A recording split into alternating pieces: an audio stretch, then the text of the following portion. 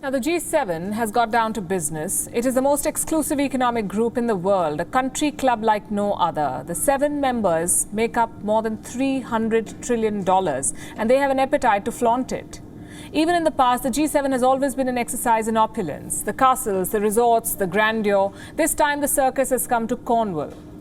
After some surf and sand, the leaders got down to business. They have a long list of things to discuss: climate change, pandemic recovery, vaccines, the rising threat of China. It's a tough agenda, with just 3 days to sort it out.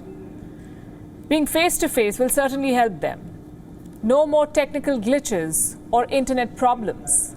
But that doesn't mean that there aren't disagreements.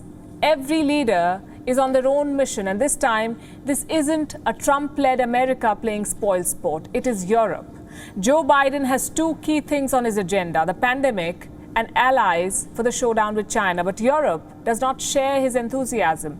French President Emmanuel Macron has said that for him, China is too far away to be a threat. Deuxième grande question stratégique, ce sera. For my part, China is not part of the Atlantic geography, or else my map has a problem. I don't consider it to be the heart of the matter. Not on my border, not my problem. That's Europe's attitude to China. But other members are more conscious of the Chinese threat. Like Japan's Prime Minister Yoshihide Suga, before leaving for Cornwall, he fired a warning to China. For decades, remember, Japan has called Taiwan a region.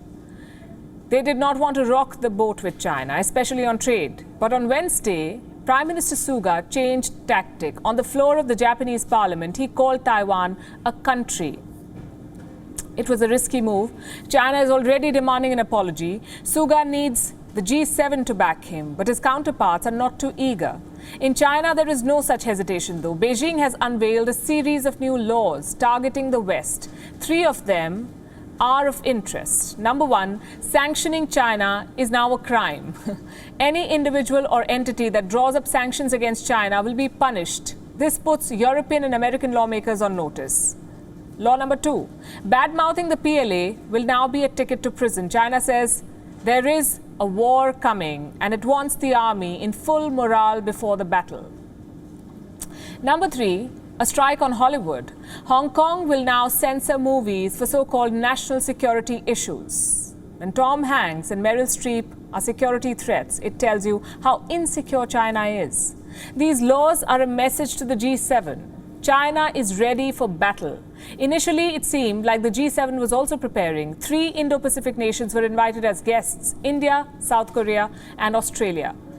For New Delhi, the summit is about 2 things: vaccines and reforms. This is India's chance to lobby Europe into backing the patent waiver.